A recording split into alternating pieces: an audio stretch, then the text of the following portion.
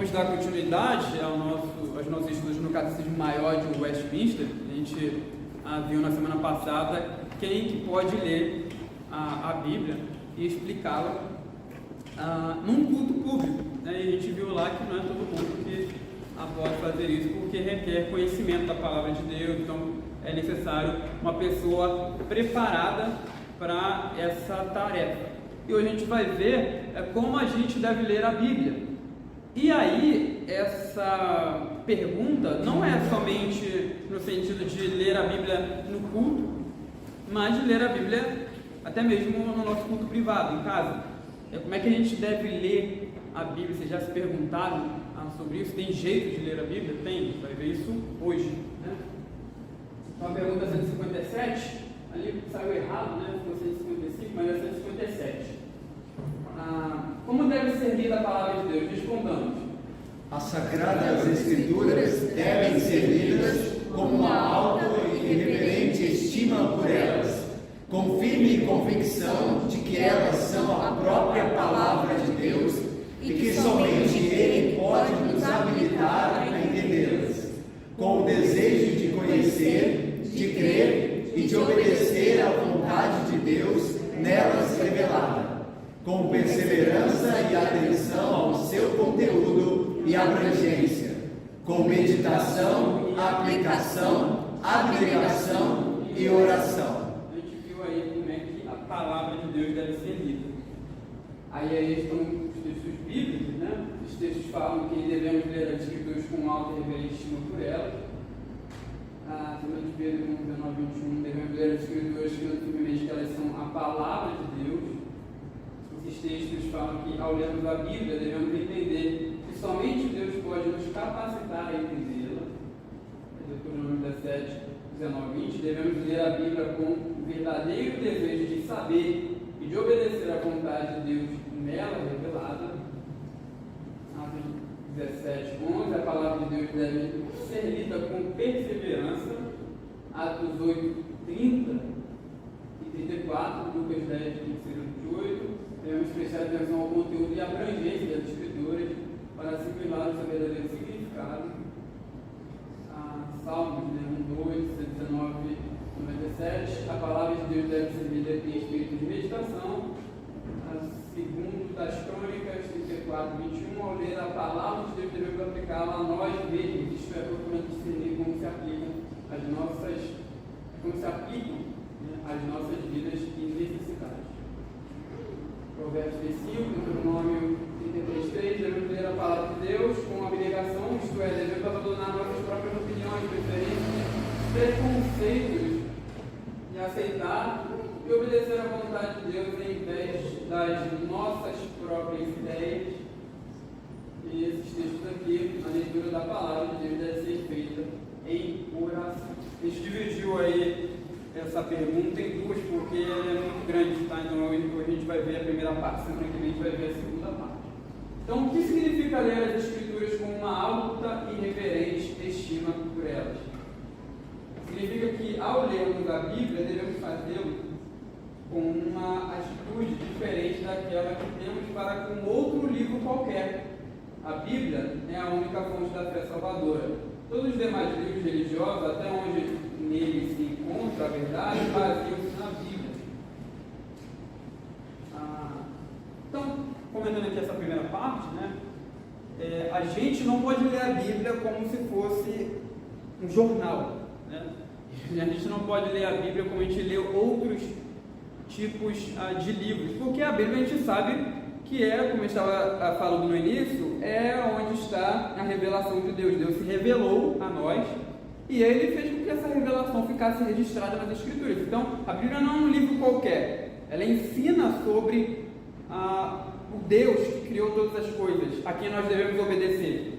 Então, a gente não pode ler a Bíblia como um livro qualquer, porque ela não é um livro qualquer. A Bíblia é a única fonte da fé salvadora. Todos os demais livros religiosos, até onde nele se encontra a verdade, baseiam-se na Bíblia. Então, por exemplo, a gente tem aqui uma biblioteca cheia de livros religiosos. Livros que falam sobre diversos e determinados tipos de temas que se encontram na palavra. Então, por exemplo, alguém pode chegar à fé salvadora através desses livros? O que vocês acham? Sim ou não? Pode. Se o livro fala das verdades bíblicas, se ele está expondo corretamente as verdades bíblicas, então alguém pode chegar à fé salvadora através de um livro que não é a própria Bíblia, contanto que esse livro ele se baseie na Bíblia. Então, o livro, no caso dos livros religiosos, se ele, se Deus quiser levar alguém à fé salvadora por meio desses livros, é porque esse livro está, de fato, usando a Bíblia como a fonte, né? Então, a verdade que o livro está falando não provém dele mesmo, provém da Bíblia como a única fonte da fé salvadora. Então, ele está apenas expondo aquela verdade que se encontra na palavra de Deus. Então, todos os demais livros religiosos, até onde nele se encontra a verdade, baseiam-se na Bíblia. É o padrão com que todos os outros livros devem ser julgados. Ao lê-los, devemos ter sempre uma atitude de reserva e precaução, aceitando as suas declarações até onde concordarem com os ensinamentos da Bíblia. Jamais devemos nos comprometer tácita ou irrestritamente com nenhum outro livro senão a Bíblia. Então, qualquer livro de qualquer pessoa, né, qualquer livro religioso, qualquer teólogo, a gente não pode ler achando que tudo que aquela pessoa fala é verdade, né? Então, é o que fala aqui, ó. A gente deve ler com uma atitude de reserva e precaução. Pode ser quem for, pode ser Augusto Nicodemo, né? Hernandes Lopes, são homens de Deus que pregam a palavra de Deus corretamente, mas são falhos, né? Nenhum teólogo, né, possui uma doutrina perfeita. A gente não é inerrante, né? Nenhum teólogo é inerrante. Ele é passível de errar. Então é por isso que a gente tem que ter cuidado. Tudo que o pessoal fala, a gente tem que ver, é igual o de Bereia. Se os de Bereia foram lá na Bíblia quando Paulo estava falando, imagina os teólogos de hoje. Quanto mais deve fazer isso hoje, né? Então isso é muito importante. Não tomemos a palavra de homens como verdade absoluta em tudo aquilo que eles falam. Tá? A Bíblia é absoluta apenas. A gente deve aceitar as suas verdades, né? Sem questionar, sem reservas, né? E sem precaução.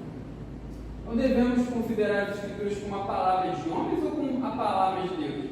É claro que precisamos entender que todas as palavras da Escritura foram escritas por homens. Devemos entender ao mesmo tempo que o autor primário da Bíblia é Deus, o Espírito Santo. Por isso devemos ler a Bíblia na firme convicção de que ela é a própria palavra de Deus. O fato de que uma parte da Bíblia foi escrita por Moisés, Isaías ou Paulo é uma consideração de menor importância. O importante é que Deus é o seu verdadeiro autor e que ela é verdadeiramente a palavra de Deus. Então, aqui a pergunta, né? A Bíblia, nas Escrituras, a gente deve considerar como palavra de Deus ou como palavra de homens? Ambas as coisas, tá? A Bíblia tem o seu autor humano e tem Deus como autor divino. A parte, né, da autoria humana, isso é bem claro, né? Até que a gente conhece os livros da Bíblia como o livro de Isaías, por exemplo, o livro de Amós, a gente conhece pelo nome do profeta. Mas aquilo não partiu primariamente do profeta, partiu de Deus, né? Devemos entender que ao mesmo tempo que Deus é o autor primário da Bíblia, Deus, o Espírito Santo, é o autor primário da Bíblia. Então Deus usou homens, usou pessoas para escrever as Escrituras. E ele, ao fazer isso, ele não tirou a personalidade do autor humano, né? Então, isso é uma prova clara de que o homem, no caso também, tem a sua autoria ali, né? Embora seja ele fale através do Espírito Santo de Deus, tá? É o Espírito de Deus quem usa o homem, o profeta, no caso, ele está entregando uma mensagem que não provém dele, tá? É uma mensagem que vem de Deus, e ele faz da maneira que Deus concedeu a ele fazer. Então, você vê, por exemplo, o autor da Epístola aos Hebreus, você vê que a maneira que ele escreve, a lógica como ele desenvolve a doutrina é diferente da maneira que Paulo escreveu. Amós é diferente de Isaías, Moisés é diferente de Davi, por exemplo, que escreveu alguns salmos. Então, Deus não tira a personalidade humana. O ser humano está ali, tem sua parcela, né, por escrever o livro da Bíblia, mas Deus é a fonte, né? Lembrando sempre disso. O homem está entregando uma mensagem que veio de Deus. E quando a gente não sabe quem é o autor, né? Aqui a gente viu isso, né? O fato de que uma parte da Bíblia foi escrita por Moisés, aí ou Paulo, né? Ou qualquer outro homem, é uma consideração de menor importância. O importante é que Deus é o seu verdadeiro autor, o autor primário, que ela, né, no caso das Escrituras, é verdadeiramente a palavra de Deus. Quando a gente não conhece quem é o autor de determinado livro da Bíblia, a gente não descarta o livro, a gente obedece ele, a gente aceita ele como palavra de Deus. A gente, por exemplo, não sabe quem escreveu segundo Samuel. Não foi Samuel, porque Samuel estava morto, né? Ele não voltou para escrever o livro. Não foi, por exemplo, Samuel que escreveu os primeiros e segundos reis. A gente não sabe quem é o autor de primeiro e segundos reis.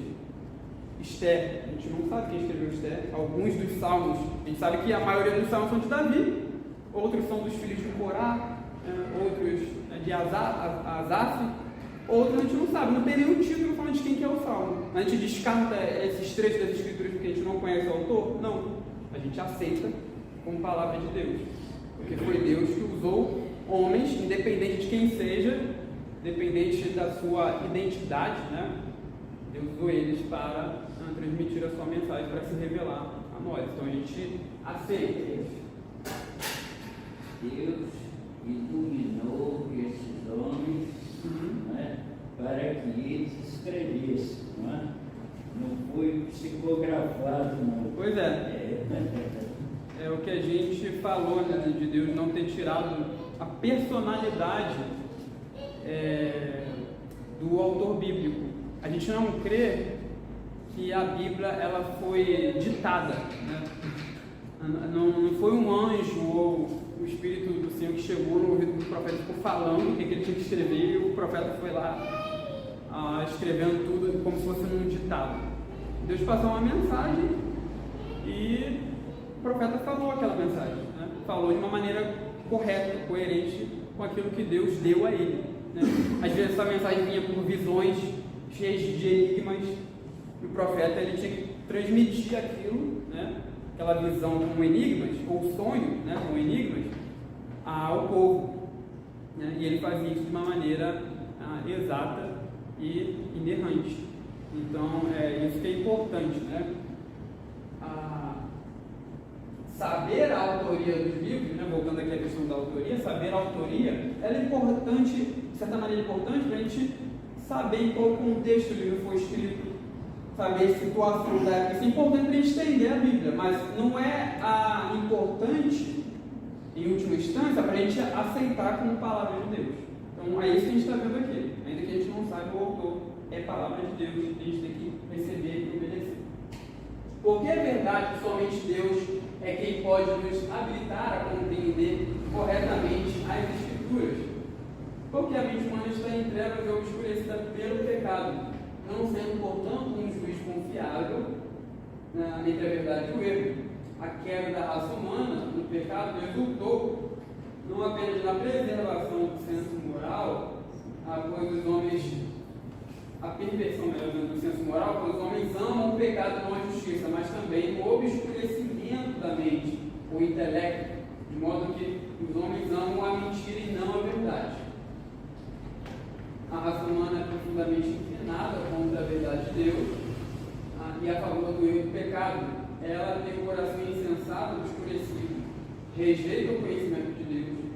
É somente pela obra regeneradora e iluminadora do Espírito Santo que essa escuridão pecaminosa natural da mente humana pode ser tirada, para que alguém possa tornar-se discernente e receptivo à verdade. Então, aqui aqui a ideia de que somente Deus ele pode habilitar o ser humano a compreender aquilo que está na Escritura, e não somente compreender no sentido de saber se é verdade, né? Ou melhor, compreender o seu significado, mas também aceitar como verdade. Então, somente o Espírito Santo pode fazer isso. Agora, alguém pode entender corretamente a Escritura através de meios do instrumento que Deus nos concedeu, deixou disponível a nós. Instrumentos, no caso que eu estou falando, ferramentas teológicas, por exemplo, métodos de exegese, de hermenêutica. De certa maneira pode, né? Existem teólogos agnósticos que não creem, né, no Deus verdadeiro. Eles podem, né, claro que também pela graça de Deus, entender corretamente um texto bíblico, mas você sabe que essa pessoa normalmente não aceita, né? Por exemplo, um teólogo agnóstico, ele vai à Bíblia, ele não trata aquilo ali como palavra de Deus, ele vai tratar aquilo ali como um documento apenas, literário, histórico. Então, ele vai entender, ele pode entender, claro que usando as ferramentas necessárias e também com a graça de Deus, ele vai entender, pode entender o texto bíblico, mas é necessário uma iluminação interior do Espírito Santo para que ele seja receptivo à verdade, porque o homem, ele rejeita o conhecimento de Deus, ele tem um coração insensato e desconhecido. Essa é a condição de todo mundo, de todo ser humano que é nascido no pecado. Então, para compreender, e não somente compreender, mas também receber essa verdade, é necessário uma iluminação do Espírito, né? Que o Espírito age diretamente no coração dessa pessoa, removendo as trevas da mente do coração, para que ela compreenda a verdade, tá? Então, aqui, né, obviamente, é o que eu estava tentando falar ali. O texto, o catecismo aqui não está falando que a gente não tem que usar ferramentas para entender o texto bíblico. Ou seja, a gente não pode somente ir para a Bíblia achando que toda vez que a gente abrir a Bíblia, o Espírito vai iluminar e a gente já vai saber o significado do texto. Não é assim, né? Deus usa ferramentas para que a gente compreenda também a verdade. Então isso é muito importante, tá? Que motivo deve nos levar a ler e estudar a Bíblia?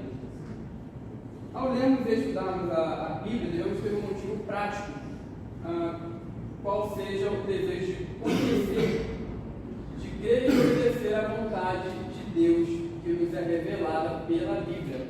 Muitas pessoas estudam a Bíblia por motivos errados ou inadequados. Muitos estudam a Bíblia meramente como literatura, outros apenas como história. Até quem a estude com o objetivo de contradizer os seus ensinamentos e argumentos contra a religião cristã. Ainda quem a estude com um tipo de curiosidade indolente ou com alguma ideia ou motivo fanáticos, que rejeita ou negligencia a grande mensagem do Evangelho de Jesus Cristo, tratando-a como literatura, etc., né? Aqui é de fato uma abominação à vista de Deus. Então, o que deve nos motivar a ler a Bíblia não é apenas o fato dela ser um livro cheio de literatura, né? A Bíblia é um livro literário, cheio de gêneros literários. A gente tem narrativa, a gente tem a literatura de sabedoria, a gente tem a poesia na Bíblia, cartas, são gêneros literários diferentes. E isso deve ser levado em conta quando a gente lê a Bíblia, para a gente interpretar ela corretamente, né? A gente não pode interpretar a narrativa como a gente interpreta uma lei, por exemplo, né? Então, isso nos ajuda a entendermos melhor as Escrituras. Então, a Bíblia tem literatura. A Bíblia é um livro literário, até um livro, acho que é da cultura cristã, lendo a Bíblia como literatura, né? Se não me engano, é da cultura cristã. Então isso é muito importante. Agora, a gente não pode ir à Bíblia apenas com a motivação de abordá-la como um livro literário. um livro que só ensina literatura, que não tem nada a ver com Deus, né? Aquilo que a Bíblia fala a respeito de Deus, no caso, a pessoa que aborda a Bíblia como literatura apenas, ela não vai considerar. A gente não pode ir à Bíblia com esse intuito apenas. A gente também não pode ir à Bíblia com o intuito apenas de aprender história. A Bíblia é um livro histórico. Deus, ele se revela na história, né? Se revela dentro de uma cultura. No caso do Antigo Testamento, especificamente a cultura israelita. No Novo, a gente já tem lá o Império Romano. Então a gente sabe várias coisas da história. O pastor, por exemplo, está pregando em Atos, ele dá várias informações sobre o contexto histórico. Então tem história na Bíblia, tem muita história, mas a gente não pode ir à Bíblia apenas abordando aquilo como uma história qualquer, né? Para saber do passado. A gente não pode ir à Bíblia com esse intuito. É claro que a gente vai usar a literatura e vai usar a história para entender o texto bíblico e saber o que Deus quer de nós. Mas essas coisas são ferramentas para uma outra coisa que é a principal: conhecer a vontade de Deus, conhecer o Deus que se revela nas Escrituras. Então isso é muito importante, né? Interessante aqui, há aqueles que estudam a Bíblia com o intuito de contradizer, né? É um outro tipo de pessoa. Ela vai lá, aprender, começa a ler a Bíblia, né? Ela vai ler a Bíblia toda para refutar isso aqui. Eu já vi gente que se converteu assim. A gente tem relatos aí, gente que vai pegar, né, ateu, vou ler a Bíblia toda, vou refutar isso aqui tudo. Aí durante o processo de leitura, Deus vai trabalhando no coração da pessoa, a pessoa se converte, né? Aí os planos dela são frustrados. Então a gente, né, muito menos podemos ir às Escrituras com o intuito de contradizer, porque se a gente entende que ela é a palavra de Deus, a gente também não vai à Bíblia com esse intuito, né? Obviamente. Então aqueles que rejeitam, negligenciam a grande mensagem do Evangelho de Jesus Cristo, tratando-a como literatura apenas ou como qualquer outra coisa, e não como uma revelação do próprio Deus, da maneira como Ele quer que a gente viva, e daquilo que Ele fez da história para a nossa salvação, é de fato uma abominação à vista de Deus, né?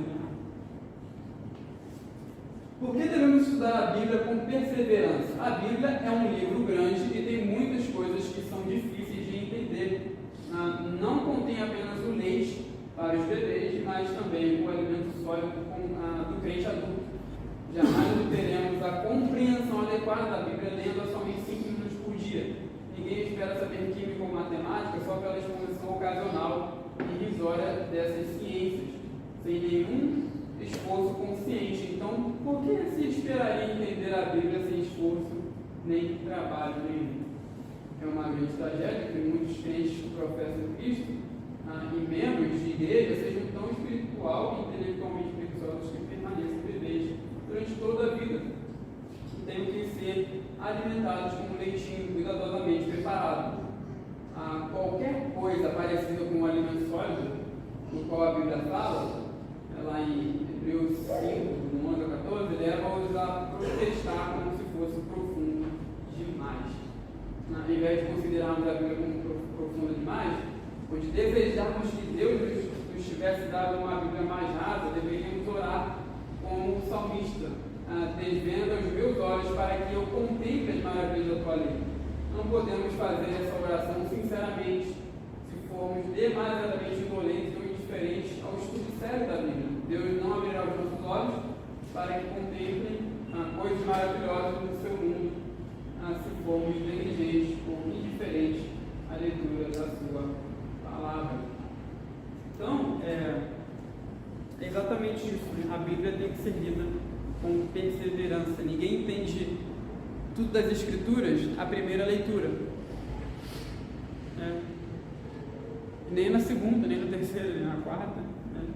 A gente precisa sempre ler as Escrituras, perseverar lendo, perseverar no uso de outras ferramentas também para entender as Escrituras, porque é assim que a gente vai começar a entender, né? Porque a Bíblia, meus irmãos, como foi falado ali, né? A Bíblia não é um livro fácil de se entender. Muita gente acha que sim, né? Tem gente que acha, para que fazer seminário? Né? Uma vez eu vi um amigo meu falando que um presbítero disse que 5 anos de EBD já equivale a um seminário teológico. Eu falei, meu Deus, para que está mandando para o seminário então? Para que está mandando para o seminário então, né? Se 5 anos de EBD já serve, essa pessoa tem uma compreensão equivocada das coisas que são necessárias se estudar para compreender a Bíblia.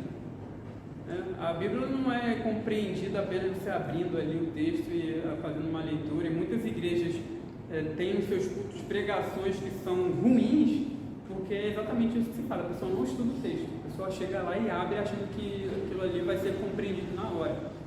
Não é assim que as coisas acontecem, né? Não é assim que a banda toca. Né?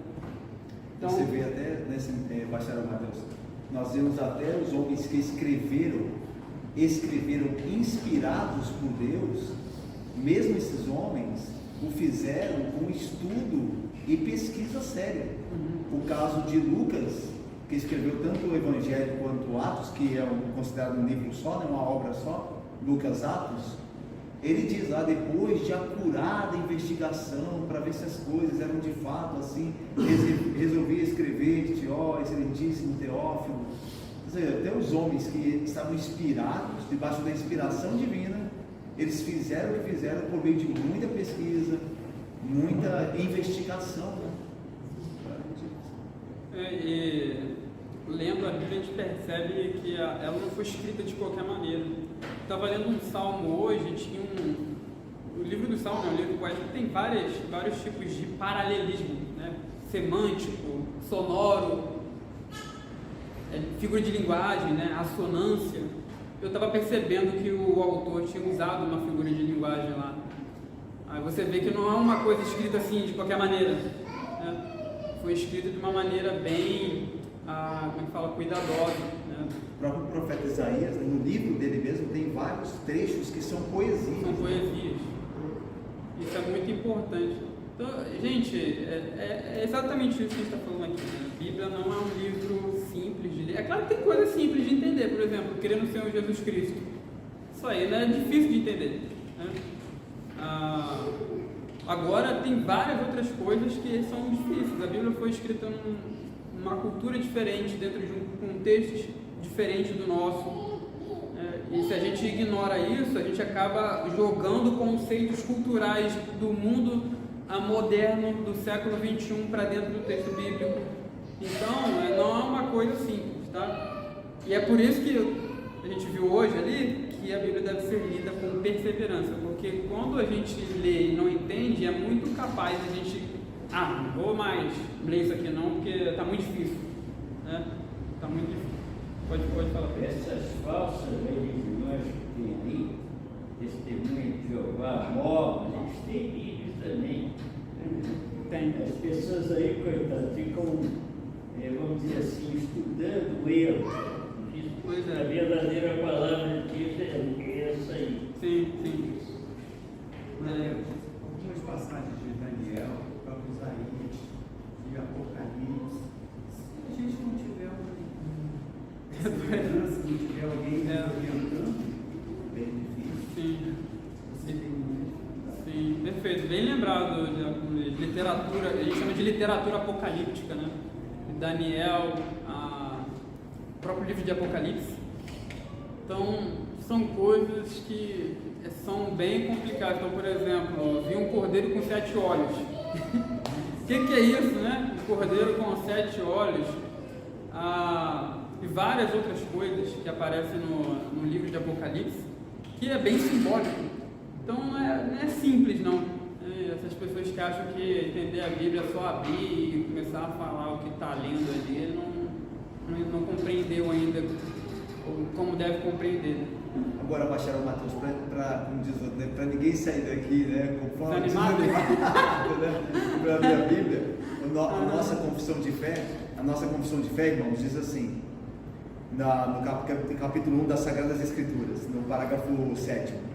Na Escritura, não são todas as coisas igualmente claras em si, nem do mesmo modo evidentes a todos.